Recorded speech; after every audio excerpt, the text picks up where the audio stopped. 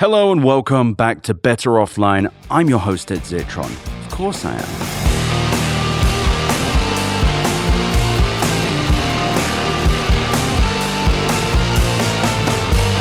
Better Offline. In the last episode, I went over why Google's monopoly is such a problem, and why monopolies are a form of societal cancer. And in this episode, I'll go over what might happen next to Google after their antitrust trial. And by the time you hear this, it'll have been a few weeks since Judge Mehta ruled that Google was an illegal monopoly in search and online advertising.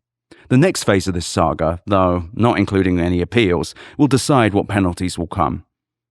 Although it will be several months and most likely several years before we learn exactly what happens to Google, it's clear the company sits on a dangerous precipice. In addition to a monetary penalty, which is fairly likely, and which could certainly be in the billions of dollars, Judge Mehta will likely force Google to undertake some action that would effectively end its monopoly status, or at the very least support more competition. And we'll get to those in a second. But it's worth noting that we need to talk about how we got here.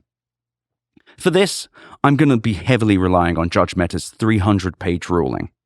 Judge Mehta didn't concern himself with how Google got big, because in antitrust law, there's nothing really prohibiting you from achieving dominance by being good and better than the competition. And to be fair, for the first couple of decades, Google was genuinely superior to any alternative. This was evidenced by its early reviews, with Danny Sullivan, who now works for Google as a guy who occasionally pretends to care about what reporters think. But at the time, he wrote for Search Engine Watch, and he said, "So how about results? I think many people will be pleased, especially for the ever-popular single and two-word queries. A search for Bill Clinton brought the White House site up at number 1. A search for Disney top-ranked Disney.com and sections with it like Disney World, the Disney Channel, and Walt Disney Pictures. Yet interesting alternative sites like Werner's unofficial Disney Park links also made it to that list." Now, let's just take an aside here. I'm just going to go to google.com as we speak. I'm going to type Disney in. I'm going to read you what's on there. So the first things at the top are all sponsored. It's sponsored, and then tickets and tours is a very big font. And then there's 5 different options to buy something on trip.com, some sort of vacation package, and then another thing from a company called Undercover Tourist. And then the results are Disney.com and Disney Plus and Walt Disney World. But those are like they are the smallest thing on this page compared to the Disney Store link in Vegas and the 4 or 5 different sponsored pieces of content. And if you scroll down, it's Disney products, YouTube Disney, Disney on X, Disney Parks. Oh, this is all pretty good. But no original content. There's like 100,000 different Disney blogs that just aren't on there. Google don't give a shit. But they used to. Google also outclassed the competition on a technical level, as noted by Brian Durrell, former Senior Director of Production Operations at AltaVista. In a Hacker News post, he blamed AltaVista's demise on its failure to update its result indexes, which in turn meant that many of their front page results led to outdated or dead links. And I quote, "This was particularly bad because one of our earliest strong points was fresh indexes. Our ability to refresh the supplementary index on the fly was awesome. When you lose one of your primary strengths, it's noticeable," he said, adding that the decline in AltaVista's index quality was due to a loss of focus within the company. Oh, I would hate for that to happen to Google. Google was, at the time, both objectively and subjectively, better than anything else, and so it grew. And, like I said last episode, it became a verb, kind of like how we say Photoshop instead of airbrush, or Xerox instead of photocopy, and Better Offline Listener instead of average criminal.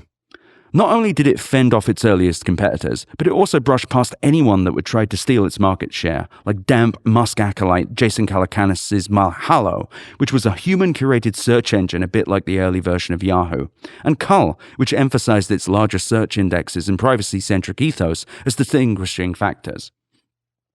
Just so we're clear, being popular or superior is not an antitrust violation.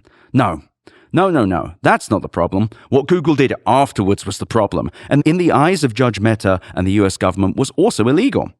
As a note, a lot of the things I'm about to cite are from this ruling, which makes linking to them kind of hard. Please don't be mad at me.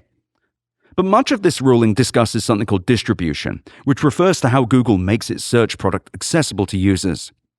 The Google website is the most obvious example of that, but it also includes browser and device integrations. You ever wonder why the default browser option on Safari and Firefox is Google? I kind of said it last episode. It's because Google pays these companies a lot of money. In the United States, half of all searches happen through an access point where Google is paid to be the default. A further 20% come through Google Chrome, which is made by Google, and thus it follows that Google is the default search engine. Little monopoly in your monopoly. Pimp my ride. Only 30% of US search queries take place in environments where Google is not the default browser, which is not to say that all those searches are going to DuckDuckGo or Bing, but rather that consumers have made an active decision to use whatever browser they've selected. And while you could argue that the consumers could choose to change the default on Safari or Firefox to something other than Google, the reality is, as shown by Google's own internal research and communications, that most consumers either don't know how or just don't care to. Another internal study mentioned in the judgment, this time from 2020, showed that half of all US iPhone users didn't even know what search engine they were using. The ruling also points out that in some cases, there are inherent points of friction that dissuade users from changing their default search engine. Switching on Android was arguably more difficult than on iOS, the ruling said, also noting that the smaller screen of a smartphone and general fiddliness of things was a further deterrent. Google's own estimates show that if it lost search placement on iOS to another provider, it would lose between 60 and 80% of its traffic, just because of how tricky it is to change these default settings. And so you're starting to get an understanding of the importance of these default placement deals for Google and how critical they are to its bottom line. In 2021, Mozilla made 80% of its operating budget, or $400 million, by selling default placement to Google, too. These monopolies have real consequences. Apple, meanwhile, earns a percentage of advertising revenue from queries made from Safari and Chrome, even though Apple doesn't actually bundle Chrome with its devices. In 2022, this amounted to about $20 billion, which was double the figure of 2020, and amounted to 1/6 of Apple's operating profit from that year. Google also has signed deals with several US carriers like T-Mobile, Verizon, and AT&T, as well as other Android manufacturers including Samsung and Motorola. The terms of these deals differ between companies, but they usually account for a percentage of ad revenue, with the actual percentage varying from contract to contract. While these deals are undoubtedly good for the balance sheets of these companies, they do impose restrictions on what these companies can do. Take Samsung, for example, which has around 31% of US smartphone market share, second only to Apple. In 2019, Samsung wanted to integrate technology from a startup called Branch, which would allow users to search for content within installed applications, as well as, to a limited extent, content from the internet, although it was not, to be clear, a proper search engine in any real sense. Despite how there was a little bit of initial excitement around this, Samsung also saw, kind of became clear, that the way Branch worked conflicted with their agreement with Google, and so the software had to be reworked in a way that massively limited its functionality. While the partnership went ahead, it was nowhere near as lucrative as Branch first hoped. The software was crippled, and thus much less attractive. Similarly, AT&T also wanted to pre-install Branch on its devices, but decided against it when it couldn't get clarity from Google whether it violated the terms of its revenue-sharing deal. Google, it seemed, simply stonewalled AT&T into submission. And this is again going back to the Matt Stoller interview I did. When you have rules like this, when you have monopolies, they do operate like miniature governments. And indeed, this is an example. Google didn't even need to intimidate these people in most cases. They just made enough money and they were scared enough of violating the deal that they literally made their devices worse. They didn't install cool software for fear that Google might sue them and cut off a lucrative revenue share. It's nasty. Even Apple, a company that is, at varying times, close to or the most valuable company in the world, found itself constrained by this devil's deal with Google. At one point, Google insisted on altering the terms of its agreement to prevent Apple from suggesting relevant links to users through the Safari search bar, as such a feature would be, and I quote, substantially similar to Google search. Apple, for what it's worth, has said that it did not feel constrained by these restrictions, which makes it fine with me then. I'm kidding.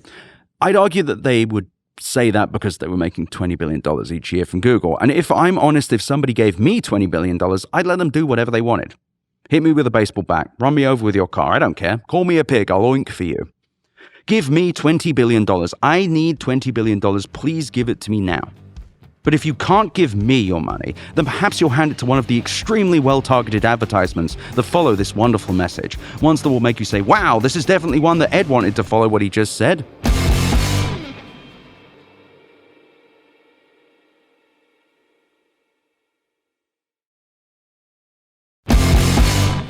And we're back. And we're back with Google. As I've kind of hinted at, I don't think without their ad monopoly and with their Google search monopoly, I don't think Google is a profitable business. And I definitely don't think Google search is a profitable business.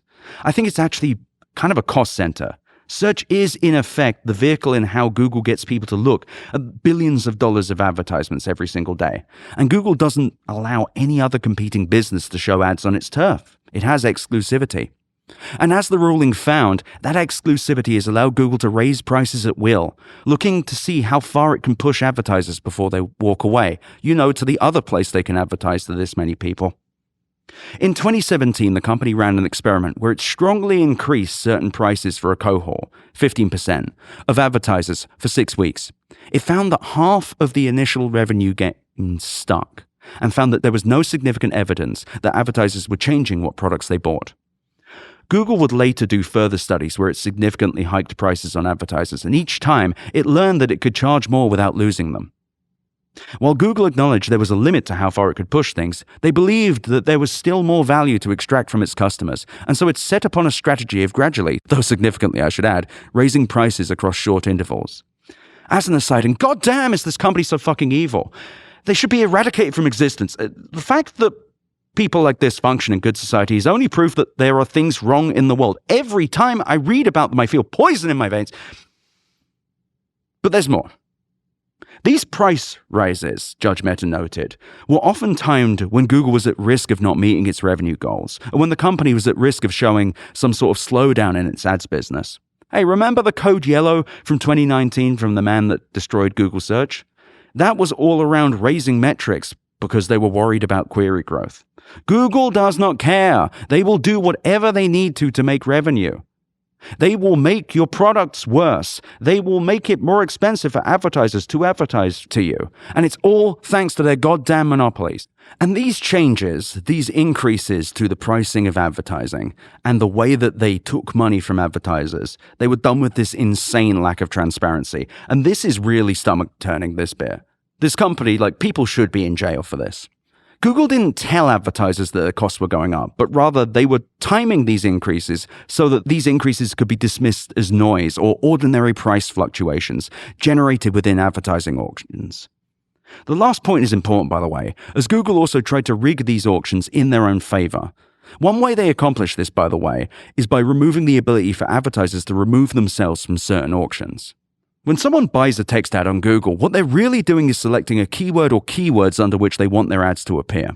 The problem is that people may use different words for a search with the same intent. So one person might say kids clothing, where another might say children's clothing. And this is a problem for advertisers because you want to make sure that you capture the audience you want, right? And this is a problem that Google fixed by adding other relevant keywords to an advertiser's bid without telling them. Now, this might seem like a nice thing that Google did, making sure that your money goes further, right? The problem is, as the ruling showed, that Google interpreted the word relevant in the broadest way possible. So kids' clothing would, as one shot shown in the ruling showed, include phrases like newborn children's clothing or Kids Clothing Canada or TJ Maxx Kids Wear. And what's great is, if you don't like this, you have no one else to advertise with, no other choices.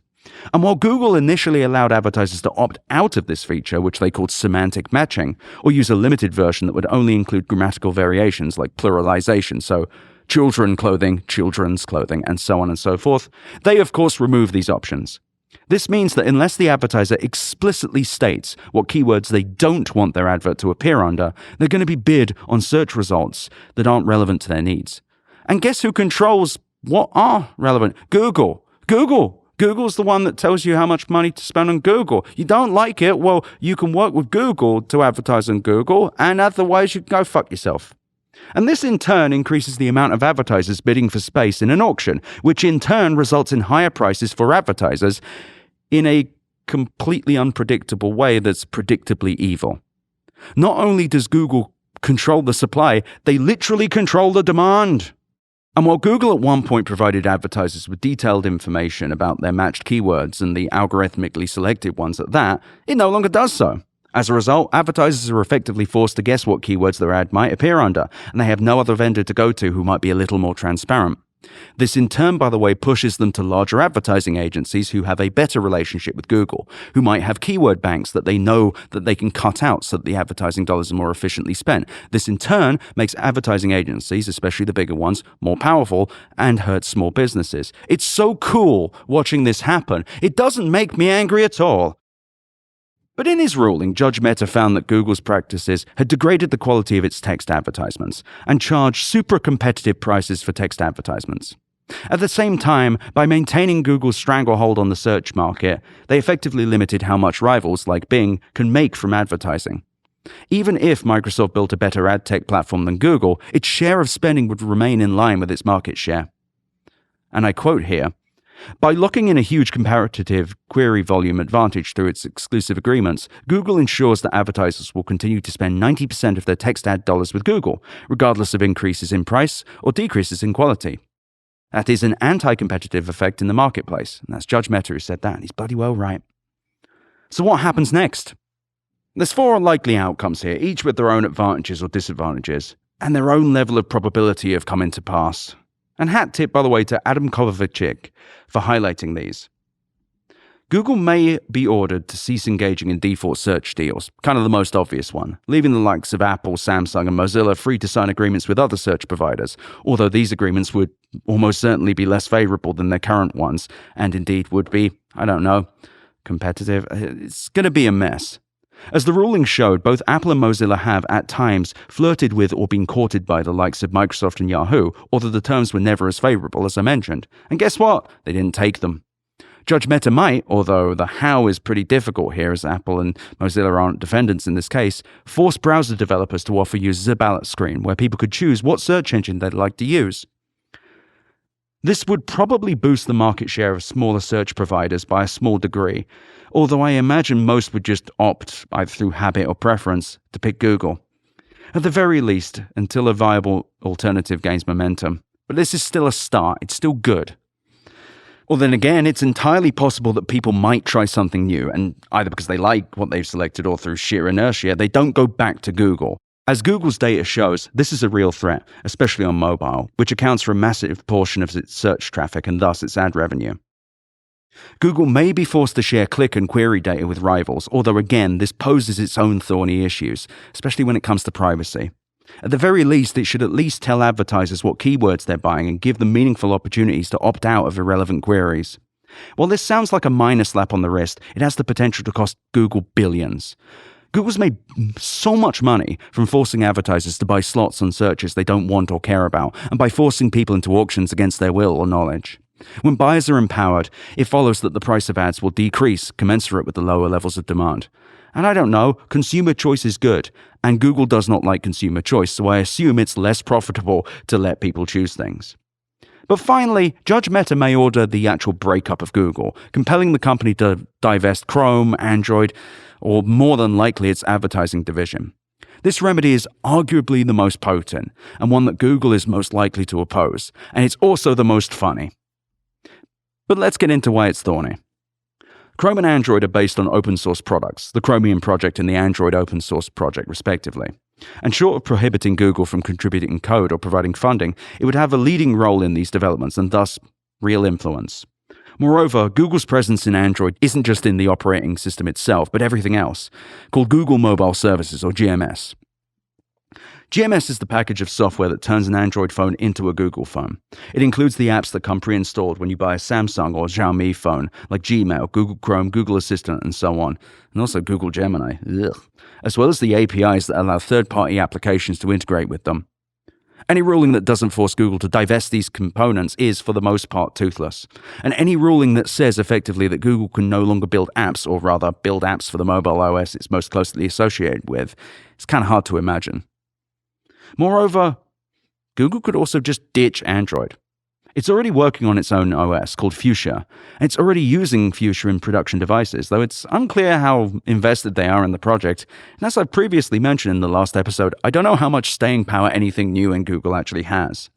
Combine this with native support for existing Android apps, which it likely already has, if not, could be implemented as others like Microsoft and Huawei have pretended to. It would effectively skirt any restrictions imposed on Google's involvement in Android proper. The biggest, scariest thing for Google would be any separation of church and state between Google Search and its advertising platform. Doing so would be potentially ruinous for this company, which is why Google will do literally anything to stop it. But it's the remedy that would actually change things. Google's lack of competition in search is a symptom of its ability to set pricing in terms of advertising on search, and it's a problem that can be solved by removing its ability to do so. And let's face it, Google Search doesn't make that much money on its own. The thing that brings home the bacon is the ads on search, and the ads you get with each query. If the ad business becomes its own separate entity, Google will have to entirely rethink how it monetizes search. And for Sundar Pichai, that's a terrifying thought. I mean, what's he do? How do you rig the tables if you don't own the casino? And by the way, I'm in beautiful Las Vegas, Nevada. We never rig the tables here. That's sacrilegious. But it's not like there's another business for him to fall back upon. As I discussed at the end of the last episode, Google's largely lost the ability to innovate and execute on new ideas. And any new ideas that do eventually hit the market are usually, and often just in a few months, murdered. The bolt gun comes out, ka-chunk. They throw him in the open grave with Google Reader. But seriously, what does Google have other than products that directly lead to its own advertising technologies? What is there besides cloud? And even cloud is a marginal player at best when compared to Microsoft's Azure and Amazon's AWS. There's nothing. But before you get too excited, it is worth noting that Google will, no doubt, fight this ruling to the very end, using every single avenue of appeal, every dirty trick, until they're successful or they've run out of options. These little fuckers are going to go after everything, and they're going to look specifically in appeal, which, by the way, little Apple at court session for you here, and if there's a lawyer listening, I'm sorry. Basically, Apple at court appeals are not a retrial of the facts, it is a procedural thing. They'll be looking to see whether Judge Mehta messed up. And I'll tell you a little bit about how that's happened in the past and how bad that is, and why I'm a little worried it might work. Sure, there's now a bipartisan dislike of big tech, and I don't think any of the recently appointed Supreme Court judges, other than the ones that might be on the take, I don't know, I don't think they care about Google. Trump doesn't like Google. Harris doesn't like Google. I don't think anyone that's coming up is going to be like, we must protect the most evil tech company of them all other than Meta. They hate them. And Google search is bad for most people. Most people realize this is a problem. And this ruling, by the way, despite it being extremely long, is really worth reading. It was very forensic in its case against Google. The facts on the ground and those obtained through discovery, they're pretty hard to argue with. On the flip side, Google also has near unlimited funds to throw at this legal battle, which, as I'll point out in a bit, is absolutely existential for Google. And they're lobbying to try and change their fate. I hope they lose. And depressingly, the US hasn't proven particularly effective at curbing this horrible monopoly bullshit in the past. And I'm going to tell you why. But before I do that, do you have money? Do you have a wallet? Are there credit cards in the wallet? Perhaps this upcoming product might be a thing that you could stick your credit card in. Or maybe it's a podcast that you could download for free. I don't know. I'm not an advertiser. I'm just the guy speaking before the ads. Now, the ads that follow, they're directly chosen from my brain. They have a Neuralink inside me. I've got the third Neuralink, and it's connected to the ad server with the company. And that's why all of these ads are so well targeted. Please to enjoy.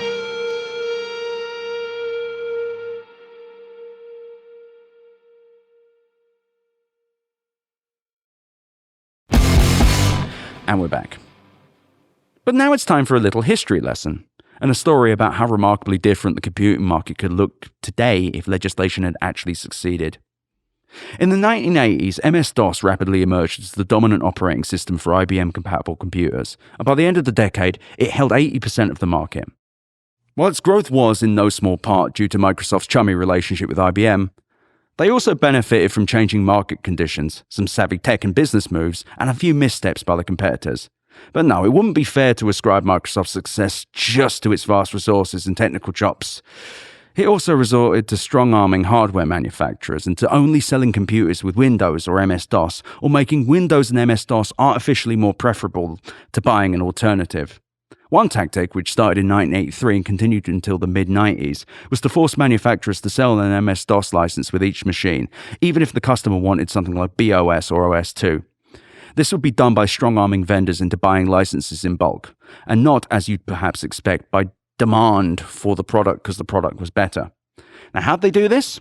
Well, what they did was they set the individual license price for an MS-DOS license so high that buying in bulk was basically the only way to do it, and outright refused to sell to any vendor that purchased alternatives, or they just refused to sell them Windows. In the show notes, I've linked to the great paper from the summer 1995 issue of the Antitrust Bulletin Journal about this. It's sickening. Microsoft's insistence on bulk licensing agreements meant that asking for a competing operating system wouldn't actually reduce the cost of the computer. Instead, it would increase it, because the vendor had already bought a specific number of licenses and they're incentivized to bundle the cost into each machine they sell. Buying a competing operating system like DR-DOS would in fact mean paying twice for an operating system. It sucks. These licenses were typically only valid for 2 years, which, by the way, cost Microsoft. There was no price difference. They just chose this. And Microsoft didn't provide any refunds for unused licenses, meaning vendors had an incentive to aggressively offload them onto customers, like providing them for free or cheaply with anyone who bought a new computer, or by framing MS-DOS as a perk of purchase. Another tactic designed to bolster sales of Microsoft's productivity software while crippling its rivals was to use secret APIs to control Windows that were only accessible to Microsoft software and not to anyone else. Microsoft's rivals claimed that these public APIs were, generally speaking, not as good, and meant that their software performed worse on Windows, which by the early 1990s had reached near monopoly status in the PC market. The YouTube channel Retrobytes goes into this practice in some detail if you're curious, and I'll link to that in the notes. Anyway, my point is that Microsoft was a bit of a bastard back then. Argue they still are. And by the mid-90s, they were already facing some scrutiny from the FTC, which opened investigations and delivered a couple of little slaps on the wrist, which Microsoft, of course, fought. In 1995, Microsoft released Internet Explorer, its first entrant into the web browser market, which competed with early stalwarts like Mosaic as well as Netscape, which was the dominant player at the time, and Opera, which was rapidly gaining momentum. Microsoft knew the internet was going to be a huge deal, and so it did everything it could to make Internet Explorer the dominant browser. This included bundling IE with Windows and structuring it so that you couldn't remove Internet Explorer without breaking parts of the operating system. Rivals also claimed that Internet Explorer benefited from hidden APIs, which in turn mean that competing browsers wouldn't work quite as well.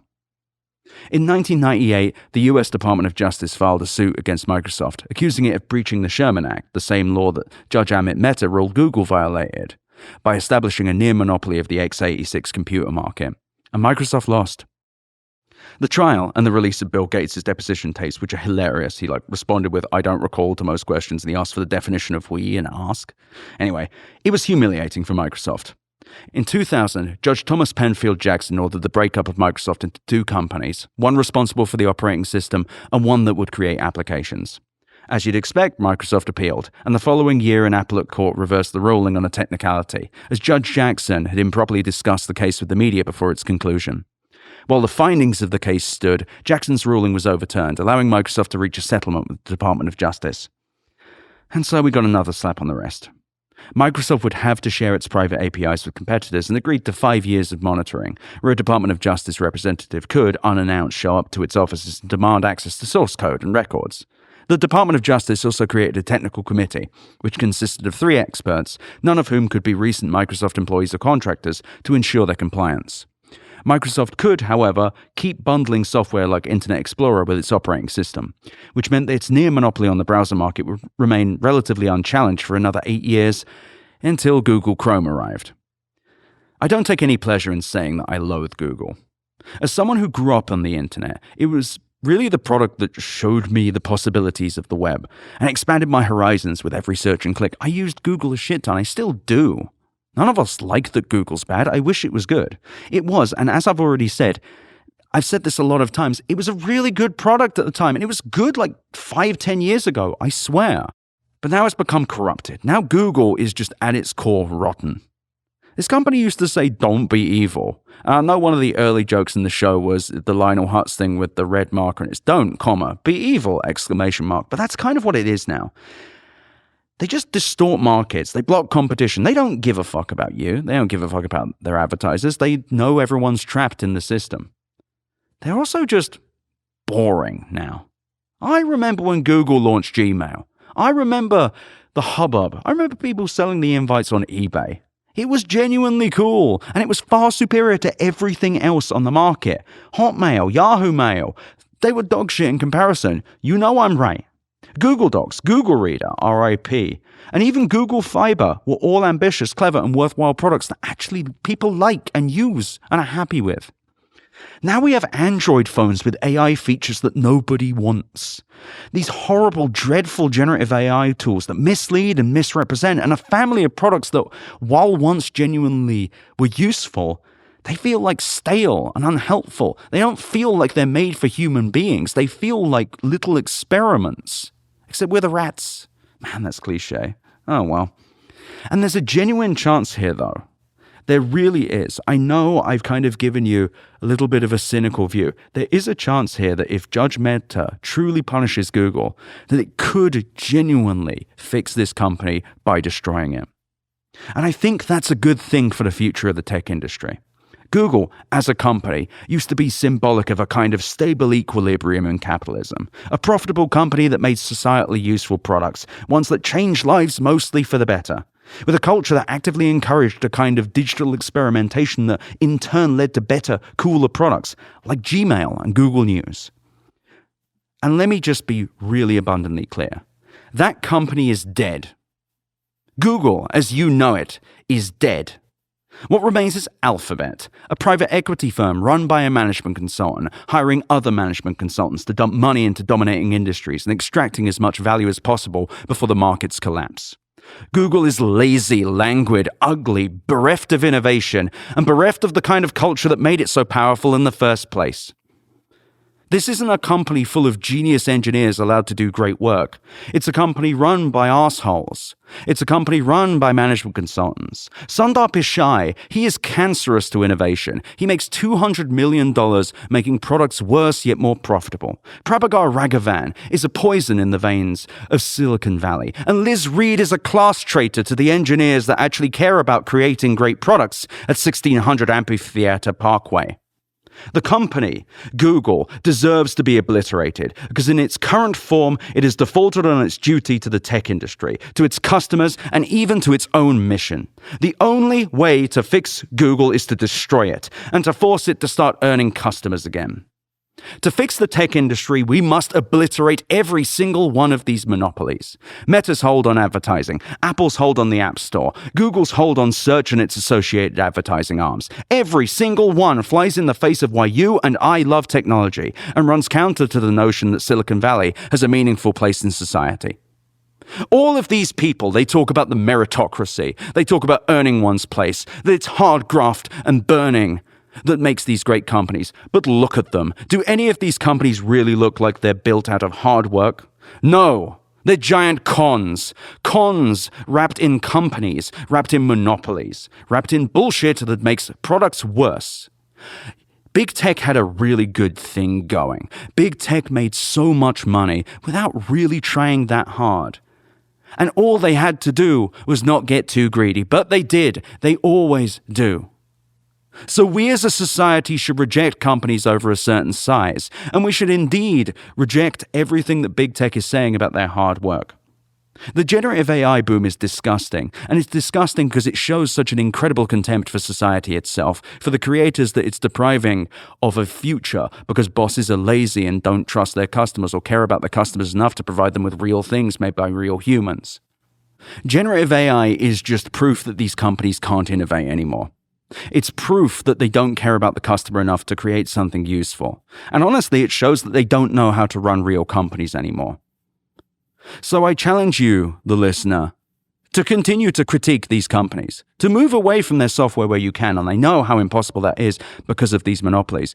But I also encourage you to talk to your friends, your family, especially those not super online, and tell them about monopolies. Tell them about this podcast, sure, but talk to them about monopolies. Make monopolies general parlance in good conversation. Look for the monopolies in your life. Look at how people have successful businesses, not from providing a great product, but from fucking everyone around them. From cheating. Because that's what a monopoly is. It's a cheat. A cheat by a lazy person. A cheat by an incurious person. A cheat from a scumbag. And you're not like them. I know that. And I want you to talk about monopolies in your general life. I know it sounds silly. I know it sounds ridiculous, like talking to regular people about this. But these monopolies ruin your life. These monopolies are where so many pain points in your lives come from, both in tech and in your regular lives. Thank you so much for listening to this. Thank you so much for giving me your time. And as I've kind of hinted before, we've been renewed for a second season. You've got a few more episodes of season 1 before season 2 starts, and nothing's really going to change. But again, I'm so grateful to have you as listeners. I really am. It's a pleasure to do this, and it's a pleasure to serve you. And I will be trying to make it better. I don't really have a way of monopolizing anything. And also, I don't think I have that in me. I'm just too pissed naturally. Have a great week.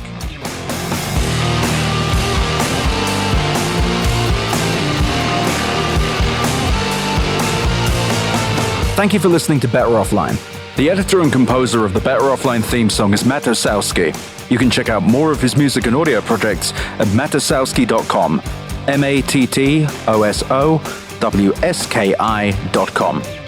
You can email me at easy@betteroffline.com or visit betteroffline.com to find more podcast links and, of course, my newsletter. I also really recommend you go to chat.wheresyoured.at to visit the Discord and go to r/betteroffline to check out our Reddit. Thank you so much for listening. Better Offline is a production of Cool Zone Media. For more from Cool Zone Media, visit our website, coolzonemedia.com, or check us out on the iHeart Radio app, Apple Podcasts, or wherever you get your podcasts.